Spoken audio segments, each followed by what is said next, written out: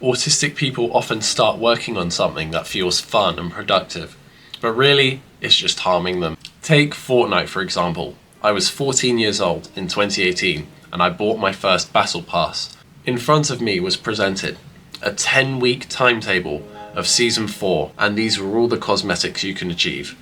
And every week there were tasks, 7 tasks to be precise, for each day of the week. It presented me with options, achievements, and I just had to go right into the map and do it in order to get the cosmetics and items available. I asked my friends and say, hey, let's hop on, let's play, let's have some fun. And we would drop in, and maybe it was to open 7 chests in Retail Row. Now I loved going there. I loved the house with the basement, with a secret hideout and about 4 chests down there. Wow, what a time it was, being 14 and on Fortnite. I had exams to do, but I didn't care. I was having all the fun I wanted in the world. It was obsessive, it was enticing. I just wanted the reward. It was a whole exploration booth out there. It was so entertaining. All that to conquer challenges I thought were worth it, but in fact, amounted to absolutely nothing at all. These weren't real world achievements, they were video game replicas of them, which is fun at the time, but eventually you just have to move on, because you realise there are more important things to do in your life. I realised that there are all these achievements out there in the world that are just like a video game. There is learning a language, there is learning a new skill, there is learning to code, there's learning to make new friends. All these culminate into a good, fulfilling, fun life experience. But the difference is you're achieving something in the real world. Now I think the allure, the pull of going into the virtual world and completing an achievement comes down to sometimes an ADHD type of tendency where you go to the task, you follow it, you get it done. That can be good and all, but sometimes you just do it in the wrong areas. Like, did you really have to rearrange your room for the 5th time this year? Probably not, but you did it anyway because it seems fun. Now what is it that you can do with your skills in order to showcase it to the world and make it worth it? Well, you can post your findings to a community or forum and get other people's approval of it. You can go and make money based off your passions now. It's an amazing world we have, an amazing opportunity that awaits us. So how do we manage this within our own lives? Well, everyone has gone round the block with the term moderation. It started with moderation and it ends with moderation. Moderation is the alpha and the omega, the beginning and the end, the first and the last. Because what an ADHD-like way of producing results and achievements is lacking is moderation.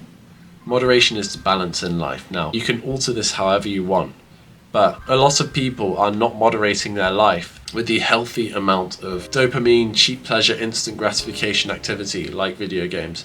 Some people aren't actually aware that they play way too long and they burn out their mental health and it actually ruins their sleep.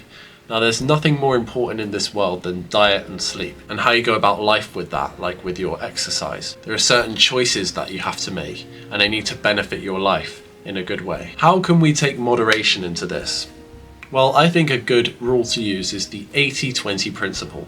What are the 20% of tasks that yield 80% of your fulfillment and achievement? Figure that out. Mine is producing YouTube videos like this and then editing them, because I still do that myself. I found that that is the most meaningful task I can do because people watch this, people take lessons from them, people learn from my experience and implement them into their own lives.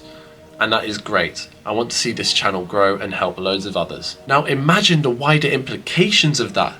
People are watching me everywhere around the world and they can make aspects of their life better because I taught them what worked for me. And some of those things may work for them too. So you can moderate your life using this 80-20 principle. So that means you may have to cut out the micromanaging, organizing parts of your day. So what you have to do is cut out the part of your day that means nothing and doesn't serve the universe well, like playing your video games or watching your series, and leave that to the end because your brain has an energy system and all throughout the day you're using your points and using them until you're left with about 20% of them at the end of the day. Do you want to be using your brain points on something you don't need them for, some instant gratification activity? Well, no, you don't. So you better use this moderation principle, this 80-20 principle, in order to prioritize the work that you feel like you need to get done. It's often that thing in the back of your head that's nagging you to do it, and you know it's good for you because your brain's telling you to, or it could be the opposite. Your brain could be telling you to do bad things with your time. So listen to your heart and think about what really needs to be done. I hope this advice helps you collectively organise your tasks in the day, and I hope you can use your time wisely in order to feel better about yourself at the end of the day. Thank you for listening. See you next time.